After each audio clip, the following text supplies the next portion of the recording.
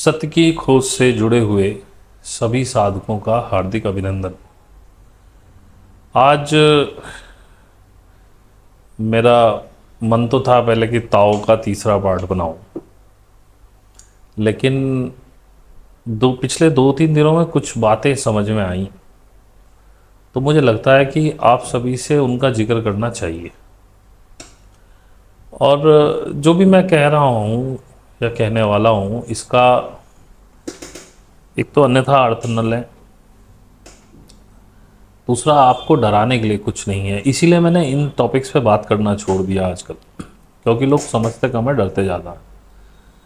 सबसे पहले तो वीडियो शुरू करने से पहले, जो हर बार मैं कहता हूँ, आप लोगों का बहुत प्यार मिल रहा है, थैंक यू वेरी मच। आप सब्सक्राइब भी कर रहे हैं और आजकल कमेंट्स भी आ रहे हैं अच्छे, और लाइक्स भी आ रहे हैं, तो प्लीज़ कंटिन्यू दिस। इससे हमको बहुत सहायता मिलती है, क्योंकि मैं कुछ ऐसा टॉपिक लेकर चल रहा हूँ कि जिसमें मैं कोई कॉमेडी नहीं बना रहा हूँ, कोई रील्स नहीं बना रहा हूँ अजीब अजीब सी, जो बहुत हल्की चीज़ें होती हैं और हर कोई उसको लाइक सब्सक्राइब कर लेता है और हंसता है। आजकल यही चल रहा है, अधिकतर युवा ये कर रहे हैं, लेकिन मैं ये नहीं कर रहा हूँ। इसको सुनने वाले कम हैं, लेकिन जो इसको खोज रहे हैं उन तक भी ये हर किसी के पास नहीं पहुंच रहा है। इसलिए जितना आप मुझे लाइक, सब्सक्राइब, शेयर, कमेंट्स करेंगे, इसकी रीच बढ़ेगी और जो लोग इसे ढूंढ रहे हैं उन तक वो पहुंच पाएगा। ये आपका बहुत बड़ा इसमें योगदान होगा, उसके लिए अग्रिम धन्यवाद, और जिस तरह का आप सपोर्ट दे रहे हैं उसके लिए भी बहुत धन्यवाद।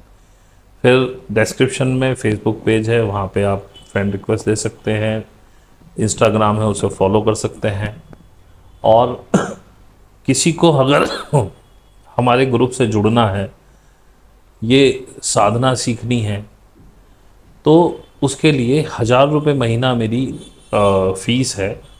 अगर आप रेडी हैं तो आप वहाँ पर मुझे मैसेज कर सकते हैं, व्हाट्सएप, टेलीग्राम या ईमेल भी कर सकते हैं।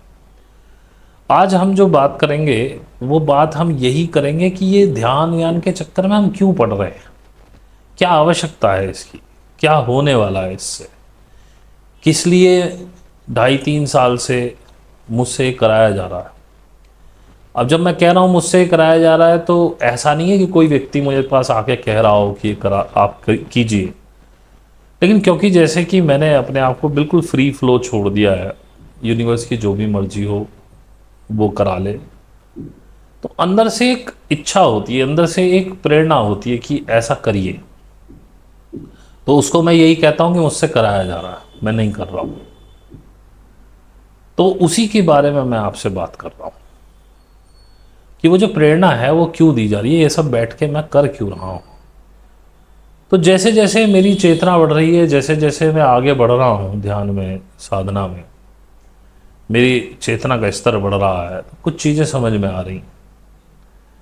आप मेरी जर्नी देखें तो पहले मैं भगवानों की बात कर रहा था, फिर अचानक मैंने ये एलियंस वगैरह ये सब चीज़ें, वो पार्ट ऑफ माई जर्नी था एक तरह से आप कहें तो।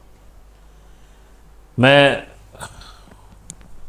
अटलांटिस, लेमोरिया, एलियंस और पता नहीं क्या क्या बातें मैंने की थी। फिर मैं कुंडलिनी पे केंद्रित होने लगा, या शायद पहले कुंडलिनी पे था, मुझे एग्जैक्टली याद नहीं है।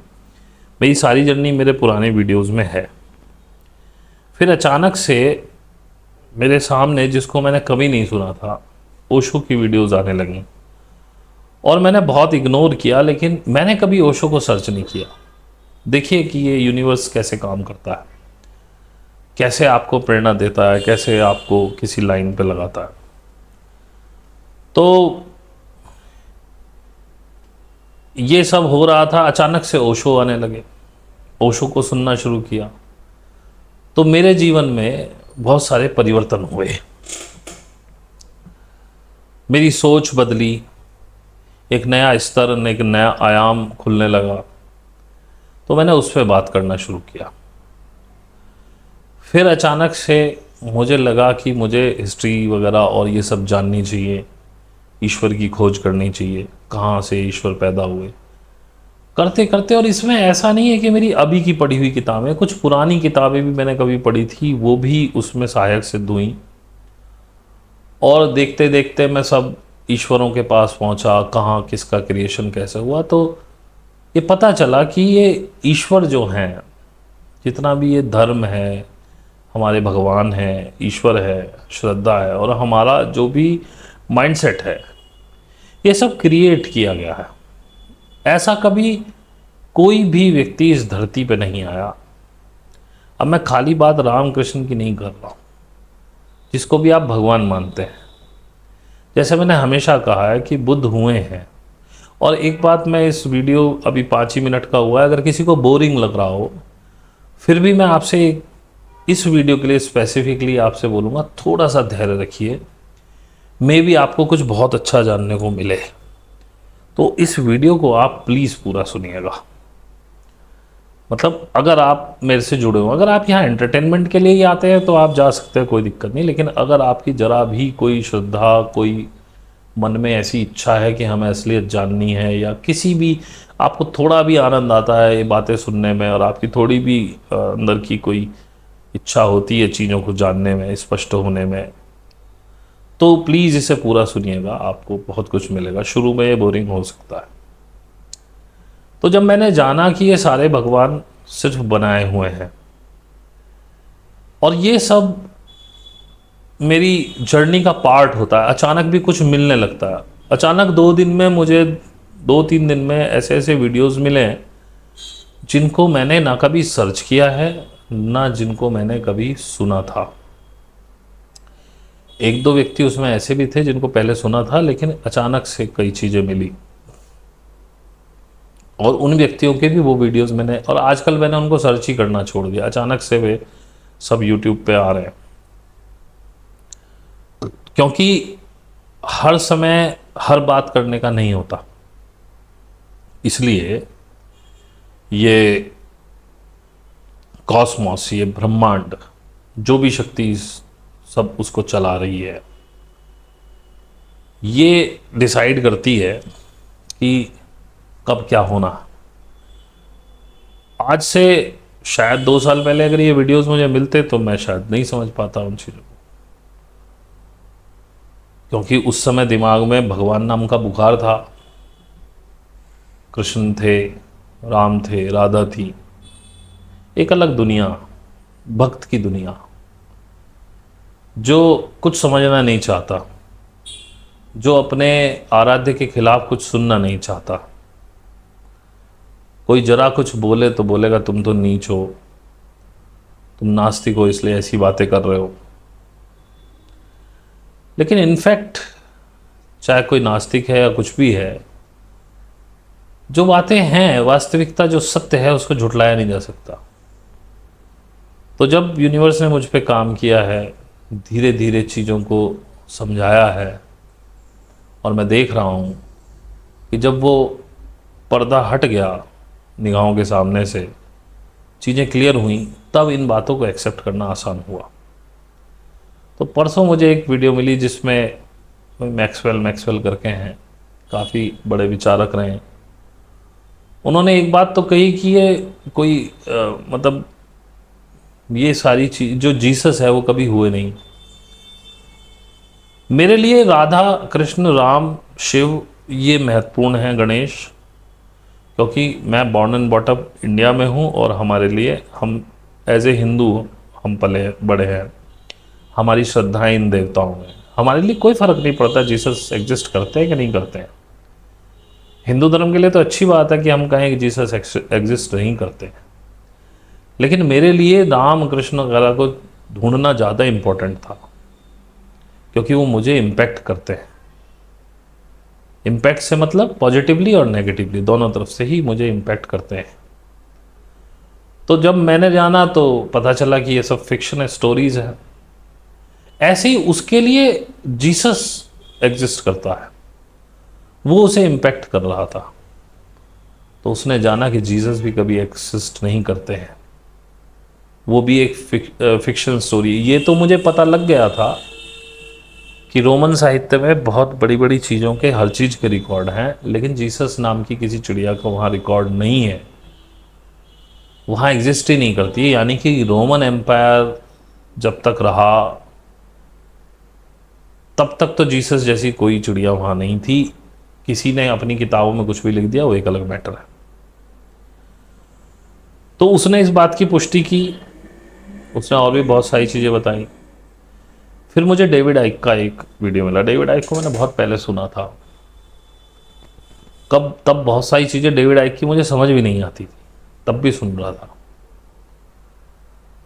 तो डेविड आइक ने भी कहा कि 400 एडी में एक सुमेरिया के आसपास कोई कैप्सूल मिला कांच का, जिसमें ये सब चीज़ बताई गई कि ये जो वर्ड है ये आर्कोनियन वर्ड है। अब आर्कन को हिंदी में शायद भूत प्रेत कहते हैं।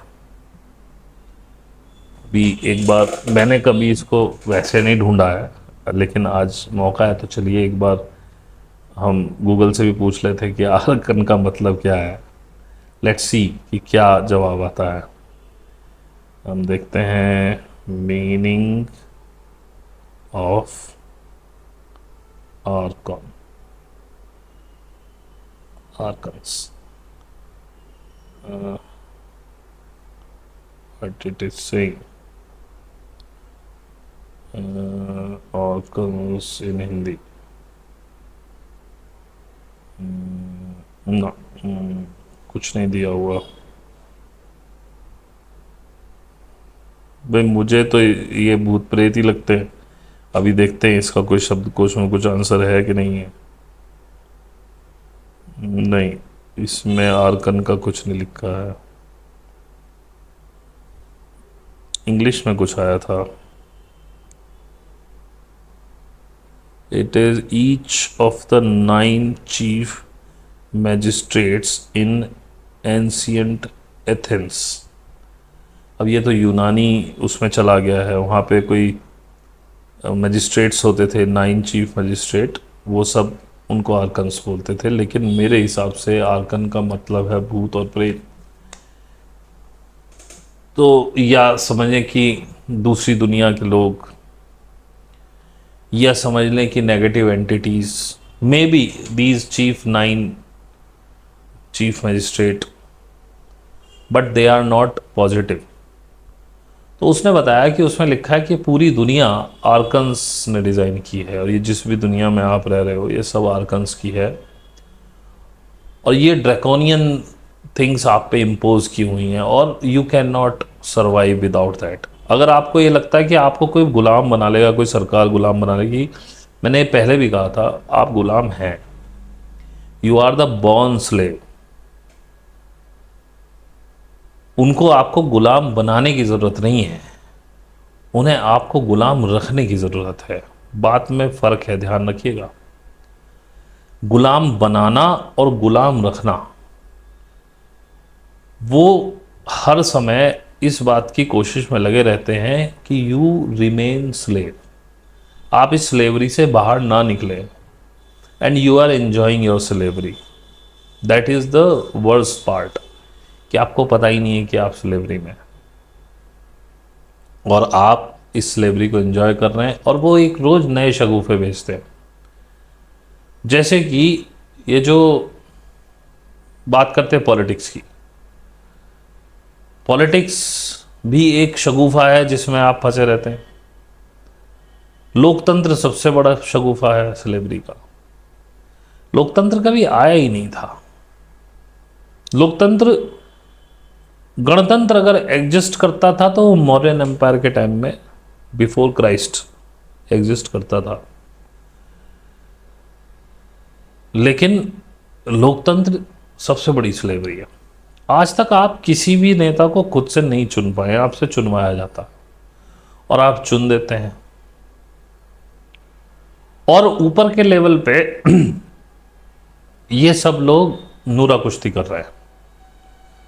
फिर भी आप हर 5 साल में सोचते हैं अब क्या इसको गिरा देंगे, अब इसको उठा देंगे। आपको बताया जाता है कि अरे जनता ही जनार्दन है, आप ही भगवान है, आप हमें बनाते हैं। लेकिन ईमानदारी से बताओ, कभी आपको फील आती है एक इलेक्शन के बाद कि आप जनार्दन हैं, आप में इतनी बड़ी ताकत है? नेताओं ने कभी आपके अच्छे के लिए कोई काम किया है? अपने अच्छे के लिए तो उन्होंने किया है और सभी करते हैं। आपने भी अपने अच्छे के लिए वोट दिया था, लेकिन क्या आपने कभी किसी व्यक्ति को देख के वोट दिया है? आप फिर भी पार्टी से बंधे होते हो, किसी नेता से बंधे होते हो, ऐसे वोट करते हो और 50 लोगों को इन्फ्लुएंस करते हो। खैर, ये मेरा टॉपिक नहीं है बोलने का। धर्म धर्म क्रिएट किए गए हैं, जैसे जब बताते हैं कि ईसा बॉर्न हुए, वहां से जो ईसा की सदी जिसमें आप जी रहे हैं, ये ऐसा नहीं है कि ईसा के बॉर्न होते ही ईसा की सदी मान ली गई। मे बी ईसा के होने के 100 साल बाद जो प्रोजेक्शन है ईसा का, वो हुआ तो कभी नहीं है। शायद 50 उनके रिजरेक्शन, वो जो रिजरेक्शन कहता हूँ, क्रूसिफिकेशन की जो स्टोरी है, उसके भी समय के शायद 50 साल बाद ये कहानियाँ लिखी गई और वहाँ से वो ईसा की सदी मान ली गई और क्रिश्चियनिज्म को बढ़ावा मिला, क्योंकि रोमन एम्पायर ख़त्म हो रहा था। इनको लूटने के लिए कुछ चाहिए था। मैंने पहले भी कुछ एपिसोड बनाए थे गोल्ड ग्लोरी एंड गॉड किताब के ऊपर। वो क्लियर कहती है कि चर्चेज ने ही पपाल बुल्स के जरिए सब जगह कंट्रोल किया। और आई थिंक अराउंड 100 एडी ये लोग अलग अलग द्वीपों में गए, महाद्वीपों में गए, अफ्रीका में गए, और वहाँ की जितनी भी नेटिव रेसेस थी सबको डिस्टर्ब किया, उनको मारा, बहुत कत्लेआम किया, सब पे कब्जा किया, गोल्ड के सारे सोर्स इन्होंने पकड़े। अब कहा जाता है कि वो अनुनाकीस को चाहिए थे, निबरू को, इसलिए उन्होंने वो सब किया, लेकिन आई एम नॉट श्योर कि ये कितना सही है कितना गलत है, तो हम नहीं कह सकते। लेकिन फिर भी पूरी दुनिया की वेल्थ पे चर्च ने कब्जा किया और आज भी चर्च ही कब्जा करे हुए है। तो जब मैं मैक्सवेल को सुन रहा था तो उन्होंने कुछ बात अपनी बताई, कोई इंसिडेंट। बोले कोई व्यक्ति उनसे मिला था आके, FBI का कोई एजेंट का उनको फ़ोन आया था, ऐसा उन्होंने बताया। उन्होंने कहा कि वो भी इसी तरह की जैसे मैं बातें करता हूँ और बहुत खुल के बहुत डीपली ये बातें कर रहे थे। तो उन्होंने कहा कि हमारी तुम पे नज़र है, हम जानते हैं तुम कहाँ क्या क्या कह रहे हो, और हमें अभी आपसे कोई खतरा नहीं है, क्योंकि people are hearing you but they are not listening. until they are not listening, until they are not listening, we have no issues. लेकिन यदि उन्होंने तुम्हें, अब हियरिंग और लिसनिंग हमारे यहाँ हिंदी में तो सब सुनने से ही रिलेटेड है, लेकिन आप इसे ऐसे कह सकते हैं कि आपको लोग सुन रहे हैं लेकिन उस पर मंथन नहीं कर रहे, उसको अंदर नहीं उतार रहे हैं अपने, उस पर मनन चिंतन शुरू नहीं किया है, तब तक हमें आपसे कोई दिक्कत नहीं है। लेकिन जिस दिन आपने ये करना शुरू कर दिया तो सबसे पहले, और ध्यान रखें कि चर्च के बारे में ज़्यादा ना बोलें, क्योंकि चर्च जो है वो बहुत बड़ा माफिया है, उसमें एक से एक बड़ा शैतान बैठा हुआ है। वो आपका ऐसा नाम गायब करेगा, हिस्ट्री में से भी हटा देगा, कहीं आपका ये भी नहीं पता चलेगा आप कभी पैदा भी हुए थे। तो बोले जब तक आपको लोग सुन रहे हैं हमें कोई दिक्कत नहीं है। If they are hearing, we have no issues, but when they start listening you, we have a problem. तो ये लोग हर उस व्यक्ति पे नज़र रखते हैं जो इस तरह की बातें कर रहा है, और जब तक मेरे पास यही 2-4-5 हज़ार सब्सक्राइबर हैं, जिनमें से कि कोई 1000-2000 भी नहीं सुनते, कोई 600-700 लोग सुनते होंगे अब, पहले से 200-300 ही थे। अब इनमें 600-700 में भी कितने रियलिटी में सुनते हैं मुझे नहीं पता। तो जब तक ये संख्या 100-200 1000 2000 तक है तो भी मुझे कोई प्रॉब्लम नहीं है, और मुझे संख्या बढ़ाने का कोई शौक़ भी नहीं है। मैं मैक्सवेल और डेविड आइक की तरह बड़े बड़े शोज़ नहीं करना चाहता हूँ लोगों को जगाने के लिए। मैं तो यहाँ बैठा अपने वीडियोस बना रहा हूँ, आपको सुनना है सुन लीजिए, नहीं सुनना मत सुनिए। तो डेविड आइक ने भी बताया कि ये आर्कोन्स ने डिज़ाइन किया है पूरा world. This is after Christ ये सब डिज़ाइनिंग हुई है। मेनली ये सब 300 एडी से 400 एडी के बीच में डिज़ाइन हुआ है सारा, उससे पहले तक सब बहुत नीट एंड क्लीन था। उसके बाद हर धर्म को कन्वर्ट किया गया, जैसे कि बुद्ध हुए हैं, रियलिटी में हुए हैं, लेकिन बुद्ध का कभी कोई देवी देवता, अपने आप को भगवान कहना, वो तो आत्मा में नहीं मानते थे, पुनर्जन्म में नहीं मानते थे। उन्होंने कभी किसी को अपने आगे झुकाया नहीं। उन्होंने कहा कि बस विपස්සना करो और मस्त रहो, किसी चीज़ में लिप्त ना हो। उनका अपना टेक्निक थी। उसको भी अगर आपको, मैंने पहले भी बताया था, जब चतुर्थ संगीति हुई बुद्ध धर्म की कनिष्क के समय में, इसमें हुई थी कश्मीर में, वहाँ से ये महायान और हीयान का कॉन्सेप्ट आया, और महायान ही उस समय चल रहा था और मूर्तियाँ पहली बार आई। महायानी मूर्ति को अगर आप देखेंगे तो दे आर वेरी गुड। जो विष्णु रूप में जो मूर्ति उठाई गई है, दिस इज़ अ महायानी बुद्ध, जो शेषनाग पे लेटे हुए हैं या कमल पे खड़े हैं या लेटे हैं, बैठे हैं, ये सब महायानी मूर्तियाँ। और आप देखेंगे बड़ी सौम्य हैं, उनसे आपको कभी डर नहीं लगेगा, बड़ा अच्छा फीलिंग आएगी, क्योंकि उसमें ऐसा ही शेप बनाया गया। तो ये महायान उस समय शुरू हुआ। उसी समय ये पूर्व जन्म वगैरह का किस्सा इन्होंने, वो सब ब्राह्मणों का खेल था, क्योंकि ब्राह्मणों का अपनी चल नहीं रही थी बुद्ध के सामने। उस समय सब बुद्धिस्ट ही बुद्धिस्ट थे, यहाँ से लेके इधर तुम्हारे अरब तक फैल गया था। ये अरब तक तो नहीं पहुँचा था, लेकिन जो मध्य एशिया का हिस्सा है, जिसमें आपका अफ़गानिस्तान है, अजरबैजान है, इराक ईरान तक भी पहुँचा था ये बौद्ध धर्म। फारस में पूरा था, फारसी लोग सारे काफ़ी बौद्धिस्ट हो गए थे। तो इनकी कुछ चल नहीं रही थी, तो इन्होंने कहा भाई ठीक है, इसी को ही कन्वर्ट करते हैं पहले, क्योंकि ये लोग देवी देवता में मानते थे। ये क्योंकि यूनान से इनका उदय हुआ, वहीं से वो देवी देवता का कॉन्सेप्ट चल रहा है।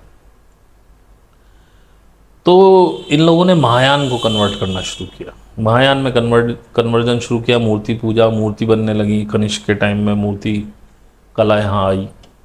उन्होंने बुद्ध को भी, उनकी मजबूरी थी बुद्ध को भगवान बनाना, क्योंकि बिना बुद्ध को भगवान बनाए तो आपके भगवान में कोई विश्वास ही नहीं करता। जब आपने कहा कि बुद्ध भी विष्णु का अवतार है, तब लोगों को लगा अच्छा विष्णु भी कोई चीज़ है, देखें भाई ये क्या चीज़ है। जब बुद्ध विष्णु का अवतार बता दिए, और इतना संपर्क नहीं थे, ऐसे साधन नहीं थे जैसे अब हैं, बस कोई विद्वान आदमी जाके 10 आदमियों में बैठ के कोई बातें करने लगा, यही तरीके थे। ना कोई अखबार थे, ना कुछ थे। तो ऐसे इनको मजबूरन बुद्ध को भगवान बनाना पड़ा। उसके बाद आप देखेंगे तो उन्होंने बुद्ध को छोड़ दिया, बाकी अपने जो मेन भगवान थे, ब्रह्मा विष्णु महेश, उसके बाद फिर नए भगवान पैदा करे इन्होंने, राम और कृष्ण। इस तरह से फिर राधा बहुत लेटेस्ट है। तो ये सब गुप्त काल में हुआ, लेकिन उधर भी कुछ पकड़ा था यूरोप साइड में। तो 300 एडी से पहले उन्होंने कुछ रूपरेखाएं बनाई, कुछ ड्रैकोनियन लोगों की उन्हें मदद मिली। कई लोग मुझसे पूछते हुए हैं कि क्या एलियंस हैं। मैं बात नहीं करता एलियन, क्योंकि आप समझना नहीं चाहते मैं क्या बता रहा हूँ, आप डरने लगते हैं। तो मैं आज भी कहता हूँ दे एग्जिस्ट, वो एग्जिस्ट करते हैं, वो हमारे साथ हैं। Maybe they are bad और गुड, दोनों तरह के। आप समझ लीजिए एलियंस कोई और नहीं है, वो भी आप ऐसा समझ लीजिए कि अगर हम किसी और प्लेनेट पे जाने लगे तो उनके लिए हम एलियंस हैं। तो क्या हम में अच्छे बुरे लोग नहीं हैं? वो भगवान नहीं है, वो एंटिटीज़ हैं हमारी तरह। लेकिन हमारी टेरिटरी ये अर्थ है, अर्थ से बाहर के सब लोग हमारे लिए एलियंस हैं या एक्स्ट्रा टेरिटोरियल्स है। ऐसी उनके लिए हम हैं। मे बी अब जो अच्छा व्यक्ति होगा वो क्या करेगा, वो हर समय अच्छा ही सिखाने की कोशिश करेगा हर चीज़। वो सोचेगा मैं अच्छा ही बताऊं लोगों को। अब मैंने कोई ज्ञान सीखा है, मे भी अच्छा हो या बुरा हो, मैं सोच रहा हूँ कि मैं लोगों को बताऊं कि मैंने ये जाना है, आप भी जानिए। ऐसे ही बुरे लोग होते हैं। मैं ये नहीं कह रहा हूँ कि मैं अच्छा हूँ, हो सकता है मैं बुरा हूँ, लेकिन हर व्यक्ति अपना ज्ञान सोचता है कि अगर उसे कुछ समाज से एक्स्ट्रा हुआ है तो मिला है, तो वाई नॉट कि हम इसको आगे ट्रांसफ़र करें। और इसी ट्रांसफ़र करने में वो कोशिश करता है कि ज़्यादा से ज़्यादा लोगों तक मैं पहुंचूं, मेरा ज्ञान पहुंचे। तो ऐसे ही वो लोग हैं, उनके पास इतनी क्षमताएं हैं कि वो अपने प्लेनेट से हमारे प्लेनेट तक आ सकते हैं। तो मे बी बुरे एलियंस, जिन्हें हम बैड एलियंस बोलते हैं, उनको लगता है कि हम अपनी बैड थिंग्स फैलाएं, क्योंकि उनको तो वही अच्छी लगती है। और जो अच्छे वाले हैं वो सोचते हैं कि हम अच्छी, क्योंकि अच्छा बुरा कुछ भी नहीं होता, बैड वालों को वो चीज़ें अच्छी लगती तो वो फैला रहे हैं। जो हमारे हिसाब से बैड है उनके हिसाब से गुड है। और जो ईविल लोग हैं उनको वो अच्छी लगती है, तो उनके याद तो बड़ी अच्छी बात करें, क्योंकि उनका माइंडसेट वैसा है, उनको उस चीज़ में आनंद आता है। ऐसे ही जिन्हें हम अच्छे वाले बोल रहे हैं एलियंस, वो भी अपनी चीज़ें फैलाने आ रहे हैं। तो जो उनके साथ मैच करते हैं, अब मेरे को भी बहुत से लोग बुरा बताते हैं, गालियाँ देते हैं, बहुत से लोग अच्छा भी कहते हैं। तो जिनके माइंडसेट मेरे से मैच करते हैं वो मुझे फॉलो करने की कोशिश करते हैं। तो ये ऐसे ही होता है। और ये जितना भी वर्ड है फिलहाल का, इसमें कुछ भी डिज़ाइन अच्छे लोगों द्वारा नहीं किया गया है। ये सब उन्हीं आर्कन्स का क्रिएशन है और ड्रैकोनियन चीज़ें हैं सारी। अब इसको आप कैसे अच्छे में, अब जैसे मैं आपको ये रिकॉर्ड करके सुना रहा हूँ, ये वर्ल्ड वाइड वेब है, ये टोटल ड्रैकोनियन सिस्टम है। बैंकिंग, एवरीथिंग, आपका मोबाइल, कंप्यूटर, जो कुछ भी है, आप यकीन नहीं मानने के, एक बंदा है यूट्यूब पे, कभी पीछे उसकी मेरे को शॉर्ट्स आई थी। वो क्या करता है ना, जो माइक्रो प्रोसेसर चिप होती हैं, जो ये आईसी लगी होती हैं इनमें, कंप्यूटर्स में और भी किसी भी चीज़ में, मोबाइल में, आपके टीवी में, वो उनको क्या करता है, उनको ऊपर से छीलता है। उसके अंदर एक सिलिकॉन का वेफर होता है जिसमें सर्किट बना होता है। एक आईसी में मे भी इतना बड़ा सर्किट हो सकता है, बहुत माइक्रो लेवल पे होता है। तो वो उसको माइक्रोस्कोप से दिखाता है कि इसमें क्या सर्किट है। आप यकीन नहीं मानने के, उनके बॉर्डर्स पे मैंने सारे इनके इल्यूमिनाटीज के साइन देखे हैं। अजीब अजीब साइन होते हैं उस पर। कहीं उसमें मैंने ओम भी लिखा देखा है, मैंने कहीं उसमें भैंसा बना हुआ देखा है, कहीं त्रिशूल, कहीं स्वास्तिक भी देखा है, थर्ड वो आई वाला सिंबल भी देखा है, और भी बहुत सारे सिंबल देखे हैं। तब मुझे नहीं पता था ये, मैं क्यों देख रहा हूँ, लेकिन आज समझ में आ रहा है कि इस बात को रिलेट करने के लिए कि ये सब ड्रैकोनियन सिस्टम है, आप इसका पार्ट है, खेल है इससे बाहर जाने का। तो जो मैं समझा रहा हूँ, जो मैं साधना की बात कर रहा हूँ, डिटैचमेंट की बात कर रहा हूँ, अवेयरनेस की बात कर रहा हूँ, ये इस ड्रैकोनियन सिस्टम को यूज़ करते हुए आप इससे बाहर रहो। इसको यूज़ ना करना तो संभव नहीं है, ये भी आप जान लें। यूज़ भी करना है और इसमें लिप्त भी नहीं होना, यही सारी खेल है। और ये जो आर्कनिक वर्ड है जिससे सारे आर्कन चलाते हैं, इसमें हर घर में, हर व्यक्ति पे ये आर्कन्स चढ़े हुए हैं। अब आर्कन का वर्ड मीनिंग कुछ और दे रहे हो, लेकिन मैं इसका मीनिंग भूत प्रेत लेता हूँ। मे भी हम कह दें कि चलो वो आर्कन नहीं है, तो हम कहते हैं ड्रैकोनियन सिस्टम में, तो ये ड्रैकोनियंस, उसमें ये भूत प्रेत आ जाते हैं। तो वो वही आपको गवर्न करने हैं, आपकी अपनी कोई भी आसानी से अपने विचारों में कोई नहीं है, सब इन्हीं के विचारों में। जितनी चीज़ें इजाद की हैं, जिनको आप साइंटिस्ट बोलते हैं, जिसने कंप्यूटर बनाए, ये जितनी कहानी आप देखें, आपके फायदे के लिए क्या बना, ये सब आपको इसी ड्रैकोनियन सिस्टम में ले जाने के लिए। और ये जितनी भी चीज़ें आपको मिली हैं, वो सारी आप देखेंगे, मैक्सिमम वैज्ञानिकों से जब पूछते हैं तो वो कहते हैं कि नहीं, हम तो कोशिश कर रहे थे, अचानक हमें कोई आइडिया आया और ये चल गया। आइडिया क्या है? विचार है। विचार यही लोग देते हैं आपको। और यही मैं सिखा रहा हूं कि इन विचारों से दूर कैसे रहा जाए, तो इस ड्रैकोनियन सिस्टम में से बाहर कैसे आया जाए।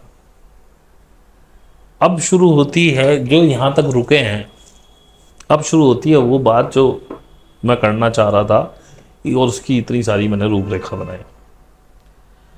तो आपको बहुत से लोग बहुत सारी बातें कह रहे हैं इस समय, और आपको समझ में नहीं आ रहा क्या सही है क्या गलत है। तो जो मेरी समझ में आया है वो मैं आज आपको क्रक्स आज तक का बता रहा हूं। Maybe I am wrong, maybe I am right. मैं आपको किसी बुलावे में, किसी जिसे कहना चाहिए कि किसी नई आशा को, नई उम्मीद के साथ मैं आपको नहीं जोड़ रहा हूं, लेकिन मैंने जो समझा है वो मैं आपको बता रहा हूं।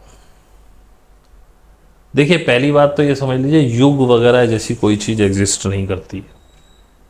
ये सब सारी परिकल्पनाएं हैं, और इनका बेस भी कहीं ना कहीं ये ड्रैकोनियन सिस्टम के जो धर्म बने हुए हैं उनसे ही निकलता है। युग की बातें उपनिषद में नहीं मिलती, युग की बातें पुराणों में मिलती हैं, युग की बातें आपको मिलेंगी रामायण में, महाभारत में, इन गाथाओं में। तो ये युग एक परिकल्पना है, और उस पर फिर अलग अलग थ्योरीज हैं। कलयुग इतने हजार साल का, फलाना ढिमकाना। युक्तेश्वर गिरी जी ने बता दिया जी हम द्वापर में प्रवेश कर गए हैं, अब ये संधि युग चल रहा है। ऐसा कुछ भी नहीं। These are all hollow things, केवल आपको भटकाने के लिए। क्योंकि जब शास्त्री झूठे हैं, जब भगवान ही झूठे हैं, तो युग कहाँ से सच्चा हो जाएगा।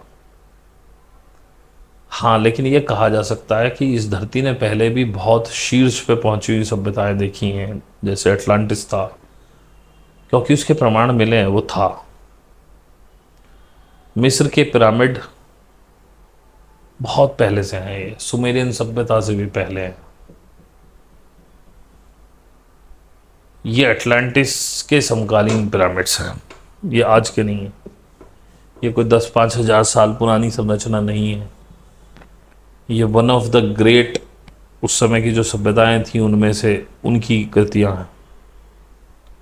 ऐसे आर्कटिक में भी हैं जो बर्फ से ढके हुए हैं, मिले भी हैं, अब कुछ फाइंड हुए हैं शायद।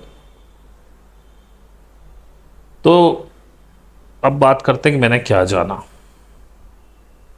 आप ये मत समझिएगा कि और यूट्यूबरों की तरह मैं भी ये बकवास कर दी, जैसे मैंने पहले एक वीडियो में कहा था कि मैं चीज़ों को लंबी खींचना शुरू कर। नहीं, ये भूमिका ज़रूरी थी चीज़ों को बताने की। नहीं तो जो नए लोग, जो पुराने जुड़े हों वो तो समझ जाते हैं, लेकिन जो नए जुड़े हुए लोग हैं, जो आज शायद पहली बार देख रहे हों, वो नहीं समझ पाएंगे।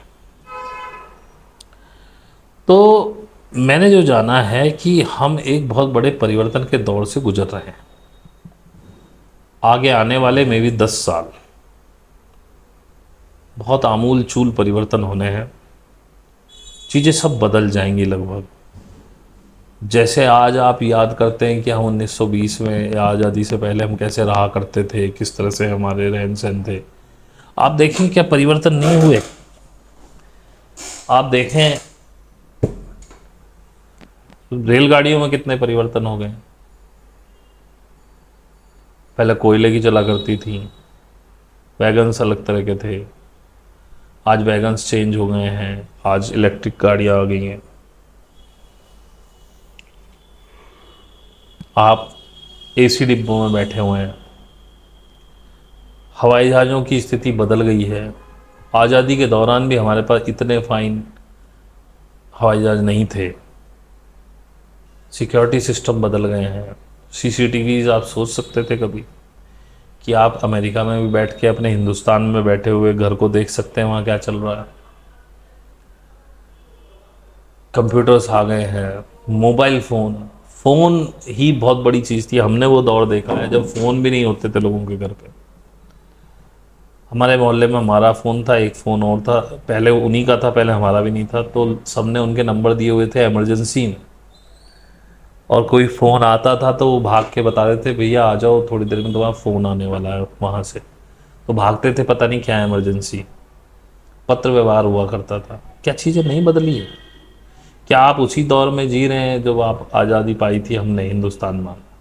1947 का दौर तो नहीं है, 1980 का दौर भी नहीं है, 1990 का दौर भी नहीं है। बदल ही रहा है ना सब कुछ, लेकिन अब ये परिवर्तन बहुत फास्ट हो रहे हैं।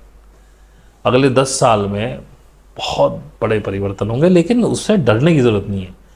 ऐसा नहीं होगा रातों रात कुछ पलट जाएगा, ऐसे ही होगा। धीरे धीरे धीरे धीरे चीज़ें नई नई इंट्रोड्यूस होती जाएंगी, पुरानी ऑब्सोलीट होती जाएंगी, कुछ नए कानून इम्पोज कर दिए जाएंगे। खेला क्या है? खेला ये है कि 1950 के दौरान जब ये एलियंस यहाँ आए थे प्रत्यक्ष रूप से, जब इनकी रशिया और अमेरिका जैसे देशों के साथ डील हुई थी, तो देयर वाज ए ट्रीटी, एक इनकी ट्रीटी साइन हुई थी जिसमें सन 2000 तक, 2000 या 2010 तक इनको सब कुछ, ये सब सिस्टम ख़त्म करके लोगों को फ्री करना था। अब इन्होंने फ्री नहीं किया, वो वॉचडॉग बार बार चल रहा है उनका। अब उन्होंने उनको फाइनल दे दिया है कि भाई अब आप नहीं कर सकते, नहीं तो हम टेक ओवर कर लेंगे। ये लोग इतने ताकतवर भी नहीं है कि उन लोगों को मना कर पाए, तो ट्रीटी की वजह से इनको आपको फ्री करना पड़ेगा। तो आगे जो कुछ भी होगा मेरे हिसाब से, इफ़ आई एम राइट, तो आपकी फ्री विल के हिसाब से ही होगा। अब ये जितना कलेश बोया जा रहा है, जितना ये जिसे कहते हैं हमारे यहाँ जहर वहर जो भी बोया जा रहा है, या जो भी आपको मैट्रिक्स में फंसाया जा रहा है, दिस इज़ बिकॉज कि आप अपनी फ्री विल दे दें उन्हें बस, कि जो आप कर रहे हो ठीक कर रहे हो। इसीलिए मैट्रिक्स को इतना गाढ़ा किया जा रहा है, क्योंकि अब समय है आपका अपनी डिविनिटी से जुड़ने का। और इस डिविनिटी से जुड़ने के लिए सबसे इंपॉर्टेंट चीज़ है आपका ये शरीर। इस शरीर के बिना यही एक वो व्हीकल है जिससे आपकी चेतना अपने उस स्तर को प्राप्त कर सकती है जिसमें आप ब्रह्मांडीय चेतना का अंग हो जाएं, आप उस लॉ ऑफ वन में आ जाएं, आप वननेस में उतर जाएं। उसके लिए ये शरीर ज़रूरी है। जैसा कि मैं लोगों को अपने ग्रुप में भी समझाता हूँ, पहले भी शायद मैंने वीडियोस भी बनाई होंगी, कि मैं ये सूक्ष्म शरीर वगैरह का कोई किस्सा नहीं मानता हूँ। मैं कहता हूँ यही शरीर, जो स्थूल शरीर तुम्हारा है, यही सब कुछ है। कुंडलिनी जब चढ़ती है तो इसी में, इसमें इतनी वेन्स, इतनी चीज़ें जो साइलेंट पड़ी हैं, जिनमें आज तक ब्लड सप्लाई नहीं हुआ, जो ऑर्गन्स आपके काम नहीं कर रहे हैं। कई ऑर्गन हैं जो बेयर मिनिमम पे चल रहे हैं, आप देखेंगे उनमें सैकड़ों नाड़ियाँ जुड़ी हुई हैं, सैकड़ों नसें जुड़ी हुई हैं, लेकिन ब्लड सप्लाई 10% में हो रहा है, तो वो ऑर्गन पूरी तरह से काम नहीं कर रहा है। तो इस कुंडलिनी के जरिए, कुंडलिनी की जो ये यात्रा है, this is spiritual also a physical, क्योंकि इस बॉडी, जब तक ये बॉडी 100% काम नहीं करेगी, you can not be a divine, you can not join with your divinity, तब तक आप नहीं जुड़ सकते। जो मेरे साथ साधना कर रहे हैं लोग, उनको समझ में तो वो इसको रिलेट कर सकते हैं कि कैसे हर वेन में आपकी ब्लड प्रवाह होने लगता है, कैसे आपके माइंड में रिसेप्टर्स खुलेंगे, यहाँ पे भी सारा ब्लड फ्लो होने लगेगा। और जितने ज़्यादा रिसेप्टर्स इस माइंड के एक्टिवेट होंगे, उतने ज़्यादा आपको चीज़ें समझ में आएंगी। और अगर आप इस यथार्थ चीज़ों को जानने लगे तो आप मैट्रिक्स से बाहर हो जाते हैं। और मैट्रिक्स को एक तरह से समझिए कि एक छलावा है जो गढ़ा गया है आर्टिफिशियली, सिर्फ अपनी बात मनवाने के लिए। जब आप उससे बाहर हो जाते हैं तो आपको वो छलावा छल नहीं सकता और आप उनको फ्री विल नहीं देंगे। अब बातें की जा रही हैं चिप वगैरह लगाने की, आपकी इस बॉडी में चिप ट्रांसप्लांट करने की बातें की जा रही हैं। तो जब आप एक साइबॉर्ग हो जाएंगे, आधे मशीन हो जाएंगे, आपकी भावनाओं पे कोई कंट्रोल कर सकता है, तो आप पूरा शरीर ही नहीं रहे और कहाँ से आप इस डिविनिटी को पा पाएंगे। कोशिश की जा रही है कि ज़्यादा से ज़्यादा लोग अपनी फ्री विल के द्वारा इस इम्प्लांट को कराएंगे। इसके लिए आगे बहुत सारे एड कैंपेन्स चलेंगे, बहुत सारे रूल्स बनेंगे, बट आई बिलीव कि ये फोर्सफुली नहीं होगा। जैसे कि वो दिखाया जाएगा कि फोर्सफुली हो रहा है, लेकिन कुछ लोग डर से कर लेंगे, क्योंकि डर एक बहुत बड़ी चीज़ है। आपको अपनी डिविनिटी से दूर रखने के लिए ये इंसान जो है इस पर काबू करना बड़ा मुश्किल है, लेकिन एक चीज़ उन्हें पाली थी कि डर से इसे काबू कराया जा सकता है, अगर ये डर जाए तो। इसीलिए ये सारे धर्म आप देखेंगे कहीं ना कहीं आपको डरा रहे हैं, और डर के मारे आप धर्मों का पालन कर रहे हैं। स्वर्ग जैसी एक चीज़ दिखा दी, दुनिया भर के डर बना दी, ये मत करो नहीं तो नरक में जाओगे, ये मत करो तो ये करोगे तो स्वर्ग में जाओगे। तो ये पूरा जो आर्कोनिक वर्ड है, पूरा ड्रैकोनियन सिस्टम जो है, ये केवल डर पे आधारित है और लालच पे है। तो जैसे बच्चों को लालच दिया जाएगा, आज भी देखें बड़े बड़े दीवाने हैं वीडियो गेम्स के, तो कहेंगे कि जी आपका सिस्टम, आपका कंप्यूटर आपके दिमाग से, आपका मोबाइल आपके दिमाग से ऑपरेट होगा, आप खेल भी अपने दिमाग से ही सकते हैं, आपको हाथ लगाने की ज़रूरत नहीं है। अब जैसे जैसे मैंने अपने रूम में BLDC फ़ैन इंस्टॉल किया और रिमोट के साथ आता है, तो मुझे बड़ा आराम है। मुझे गर्मी लगती है मैं थोड़ा तेज़ कर लेता हूँ, ठंड लगती है कम कर लेता हूँ, और ठंड लगती है बंद कर लेता हूँ। AC में भी मुझे वही आराम है, लेकिन कूलर में मेरी दिक्कत होती है, क्योंकि अभी मेरे पास रिमोट वाला कूलर नहीं है। लेकिन आएगा जिस दिन यहाँ मार्केट में देखिए आने शुरू हो गए हैं शायद, तो मैं सबसे पहले परचेज करके लाऊंगा। क्योंकि जब थोड़े से हल्के दिन होते हैं मार्च अप्रैल वाले, तो कूलर में कभी कभी ठंड लगती है, तो अब वो बड़ी दिक्कत होती है, रात में उठा नहीं जाता, तो एक एक्स्ट्रा खेस रख के सोते हैं, तो उसे ओढ़ लेते हैं कि ठंड ना लगे। लेकिन रिमोट आपके हाथ में, आप कूलर बंद कर दो, मंदा कर दो, पानी बंद कर दो उसका। तो ऐसी ही कुछ सुविधाएं आपको दिखाई जाएंगी कि इस चिप को लगाने से ये फ़ायदे होंगे। और ये जो भीड़ तंत्र है, जिसे मैं खरपतवार कहता हूँ, ये इन्होंने जानबूझ के जिंदा रखा है, क्योंकि ये इस मैट्रिक्स को फ्लो करने में आसानी देता है। बहुत से लोग उस भीड़ के पीछे हो ही जाते हैं। बहुत से लोग मे बी वो बहुत दिमागदार हैं, वो करना चाहते हैं, लेकिन जब भीड़, उनमें साहस नहीं होता भीड़ के सामने खड़े होने का, तो वो भीड़ के साथ, और ये भीड़ तंत्र बनाया जाता है। ये जितने आप देख रहे हैं महात्मा सब सरकार के साथ साठगांठ है, कि आप भीड़ को जरा रखो कि ये ज़्यादा दिमाग लगा ही ना पाए। सबको प्रश्रय मिलता है, सरकार से सबको आश्रय मिलता है। सरकार किसी के खिलाफ नहीं जाती, जाती भी है तो जब भीड़ चलने लगती है। अब जैसे आसाराम को देख लो, वो जेल में है लेकिन कोई विश्वास ही नहीं कर रहा, उसका जो भगत है वो तो कर रहा है, वो तो भीड़ में है अपनी।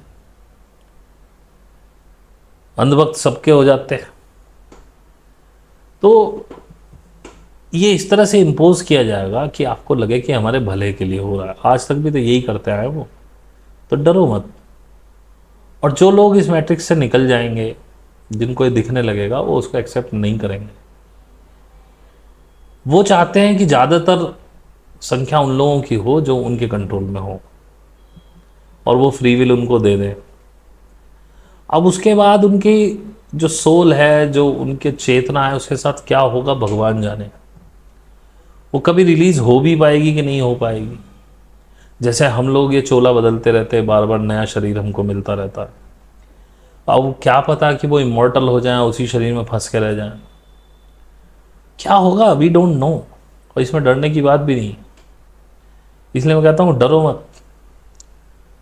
अगले 10 सालों में बहुत बड़े परिवर्तन होने वाले हैं। एक नया विश्व देखोगे आप, नई संभावनाएं देखोगे, लेकिन डरो मत, दोनों तरह के लोग रहेंगे।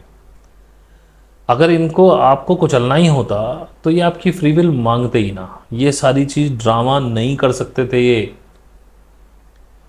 क्योंकि जो ट्रीटी है उसमें यही है कि किसी की फ्री विल को डिमोलिश नहीं करोगे आप। अपनी मर्जी से वो कुछ भी करवा रहे हैं।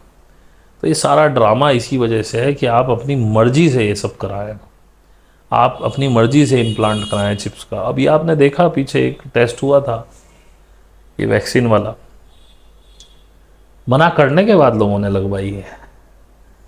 उसमें काफ़ी लोग ऐसे रहे जिन्होंने नहीं लगवाई। और ज़रूरी नहीं है पढ़े लिखे ऐसे लोग हों, चलो हमें तो कुछ मिल गया, कहीं से कुछ आइडिया होगा, कुछ दिमाग में शुआ था, हम रुक गए, उसके बाद फिर हमने कहा अरे नहीं लगवाते। गांव में बुजुर्ग लोग जिन्हें अनपढ़, जिन्हें कुछ नहीं पता, वो अड़ गए, हम तो नहीं लगवा रहे, हम ठीक है, हमें ज़रूरत नहीं है, हम नहीं लगवाएंगे, अड़ गए हो। ऐसे बहुत लोग हुए जिन्होंने नहीं लगवाई, जिनको अंदर से ही कुछ ऐसा हो भाई नहीं लगवाते, क्यों लगवाना, हम ठीक है, हमें कुछ नहीं हुआ, हम ठीक है।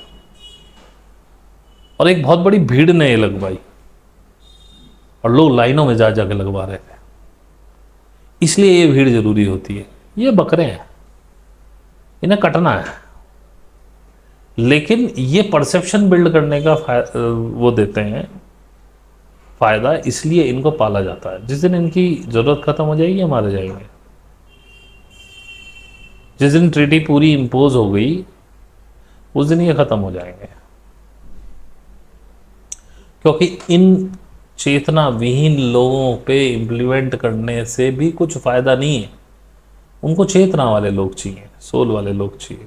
ये तो हैं नहीं है, कुकुर मुत्तों की तरह पैदा होते हैं, मर जाते हैं। तो they are not behind all, they are behind those people who have soul, और यू कैन से कि कॉन्शियसनेस। हाँ, लेकिन ये परसेप्शन बिल्ड करेंगे जब एक बहुत बड़ी मात्रा लोगों की चिप लगवा रही होगी और उसके फायदे गिना रही होगी, तो ये आपको एक एक परसेप्शन बिल्ड करने में सहायता देते हैं। तो मेरा ये अनुमान है, देखो ना मैं कोई ज्योतिषी हूँ ना मैं कुछ हूँ, ये मैं समझता हूँ ऐसा है, ये ऐसा होगा भी, मैं इस बात की गारंटी नहीं ले सकता। लेकिन मैं सिर्फ ये कह सकता हूँ कि आप डरिए मत, आप अपनी चेतना पे काम करिए, उसको उठाने पे काम करिए। और उसका केवल एक ही तरीका है कि आप साधना करने लगें। और साधना ये भी आप जान लें, ये अपने आप नहीं हो सकती, उसके लिए आपको किसी का सानिध्य चाहिएगा। और यदि आप हिंदी समझते हैं, आप मुझसे जुड़े हैं, पहले मैं कहता रहा हूं कि आप किसी के पास भी चले जाइए, मैं वो अब भी मैं कह रहा हूं, आपकी फ्री विल है। आपको कोई और व्यक्ति लगता है कि वो अच्छा साधना सिखा सकता है, आपको ये ज्ञान दे सकता है कि चेतना पे काम करना सिखा सकता है, विचारों पे काम करना सिखा सकता है, you are welcome to go anywhere. फिर भी मैं ये कहूँगा कि यदि आप ये कंसिडर ही कर रहे हैं और अगर आपके पास कोई और नहीं है, कम टू मी, मैं यहाँ सिखाने ही बैठा हूँ। Because I may be wrong, but maybe I am implanted for this thing. मैं अकेला नहीं हूँ इस अर्थ पे जगह जगह, क्योंकि एक व्यक्ति कितना कवर करेगा। हम सदगुरु नहीं हो सकते कि हमारे साथ कई लाख लोग जुड़े हों, क्योंकि ये काम ऐसा है ही नहीं कि आप लाखों लोगों को एक साथ सिखा सकते हैं, हजारों को सिखा सकते हैं।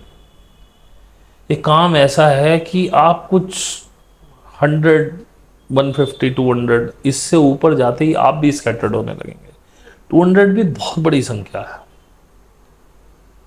100 भी एक बहुत बड़ी संख्या है। मे बी मैं 100 भी सिखा पाऊँ कि ना सिखा पाऊँ। मैं तो अभी इसलिए सिखा पा रहा हूँ कि मेरे पास जो 60-65 लोग हैं, उनमें से बात ही 4-5-7 करते हैं, बस वही अवेयर हैं, बाकी तो गधों की तरह चले जा रहे हैं। और मे बी वो सही जा रहे हो, मैं तो यही उम्मीद करता हूँ कि वो सही जा रहे हैं, लेकिन वो मुझसे कुछ मांगते नहीं सलाह, इनको सुनते हैं जो मैं सोचता हूँ, हो सकता है उनको समझ आ रही हो, बहुत अच्छी बात है, आनी भी चाहिए, तो मेरा बर्डन कम है। वो 5-7 लोग ही हैं ज़्यादा से ज़्यादा जिनको मैं फ़िलहाल ट्रेन कर रहा हूँ अपने हिसाब से, जो ट्रेन हो रहे हैं, जिनको प्रॉब्लम है, जिनकी आंखें खुली हैं, जो अपने आप को देख पा रहे हैं, जो अपने सवाल लेके आ रहे हैं। नहीं तो ये 60-65 लोग ही पागल कर दें अगर सब क्वेरीज लेके आने लगे। मैं रात को सैटरडे नाइट को जो मीट करता हूँ 2 घंटे की, तो 2 घंटे में बंद करनी बड़ी मुश्किल होती है। अगर ये सारे क्वेश्चन लेके आने लगे तो 5 घंटे भी बंद ना हो। लेकिन मैं ये भी नहीं कहता कि सब लोगों की चेतना एक समान है कि सबको बार बार हर जगह छोटी छोटी चीज़ों को गाइड करना पड़ेगा। बहुत से लोग सुन के समझ जाते हैं। तो उस हिसाब से 100 भी एक बहुत बड़ा नंबर है। तो हमारी एक कैपेसिटी है, we can not go beyond that. तो मेरे जैसे बहुत लोग होंगे, अगर आपको कोई मिल गया है वेलकम, आप चले जाइए उसके पास, लेकिन करिए अगर आपकी चेतना में ज़रा भी बात समझ में आ रही है मैं क्या कह रहा हूँ। क्योंकि इस मैट्रिक्स से बाहर जब तक नहीं होंगे तब तक आप कभी भी उनको अपनी फ्री विल दे सकते हैं, और इससे कोई फ़र्क नहीं पड़ता है वैसे, क्योंकि रहने दोनों ही लोग हैं। हमको इसलिए शायद यूनिवर्स के द्वारा इम्प्लांट किया हुआ है क्योंकि वो तो अपनी जनसंख्या बढ़ाने पर काम कर रहे हैं, लेकिन जो अच्छे वाले लोग हैं उनकी भी तो कुछ जनसंख्या होनी चाहिए ना, 20, 25, 50 कुछ तो होने चाहिए। तो शायद उसके लिए, और ऐसे ही मेरे अंदर कोई गलतफहमी नहीं है कि I am the only one. और ये सबसे बड़ी बकवास आजकल जो ये कल्कि वल्की की चल रही है, महाभारत 2.0, कल्कि फलाना ढिमकाना, युग परिवर्तन, बिना मतलब की आशाएं परोस रहे हैं। सोलर फ्लेयर्स आएंगी, ऐसा हो जाएगा, सब बहुत अच्छा हो जाएगा, हम 5D में प्रवेश कर जाएंगे। ना, कुछ नहीं होने वाला। आप एक नए एरा में जा रहे हैं, टेक्नोलॉजिकल एरा में। जो टेक्नोलॉजी उनको 1960, 1950, 1955 में दे दी गई थी, वो टेक्नोलॉजी अब आपके हाथ में आनी शुरू हुई है। तो सोचिए कि 1955 की टेक्नोलॉजी आपको 2022-23 में मिली है, तो जो उन्होंने 2000 में बनाई होगी वो टेक्नोलॉजी क्या होगी। तो थिंक ऑफ इट। और इस वीडियो को सुनने के बाद यदि आपके अंदर कुछ सवाल उठे हों तो प्लीज़ मुझे ईमेल करिए, कमेंट में डाल दीजिए। ये कुछ ऐसी चीज़ें हैं जो मैंने पिछले 3-4 दिन में मुझे इस तरह की वीडियोस मिली और पुरानी कोई चीज़ों से कनेक्ट करके मैं इस निष्कर्ष पे पहुंचा हूँ। बट डोंट जज मी कि ये निष्कर्ष बिल्कुल ठीक है, ये खराब भी हो सकता है, मैं गलत भी हो सकता हूँ। ये बातें पूरी तरह से सही नहीं भी हो सकती हैं और हो भी सकती हैं। ये वो है जो मुझे अब तक समझ में आया। अगर आपको मेरी बातें अच्छी लग रही हैं, लाइक कीजिए, सब्सक्राइब कीजिए, हमारे साथ जुड़िए। और अब अगर अपने जीवन में कोई परिवर्तन देखना चाहते हैं, प्लीज़ मेडिटेशन ज्वाइन कीजिए, इसे सीखिए। And meditation is only A starting. असली बात है अपने ध्यान पे, विचारों पे काम करना, जो हम सिखाते हैं। आपको कोई और गुरु मिल रहा है, गो देयर। लेकिन अगर आपको वहाँ संतुष्टि नहीं मिल रही है, come to me, I am ready. अभी तक मेरी कैपेसिटी है, मैं कर पा रहा हूँ। किस दिन ये कैपेसिटी ख़त्म हो जाएगी और मैं बोल दूंगा भाई साहब अब नहीं, बस काफ़ी लोग हो चुके हैं, अभी पहले इनको आगे कर दें फिर करेंगे। ये भी हो सकता है, मे भी ना हो, आई एम अनसर्टेन, क्योंकि फ्यूचर अनसर्टेन है। फ्यूचर के बारे में कुछ कहना ही नहीं चाहिए। तो ये कुछ चीज़ें हैं जो मेरी समझ में आई हैं। आई थिंक इसमें कुछ डरने वाली बात नहीं है। परिवर्तन संसार का नियम है, परिवर्तन होता है।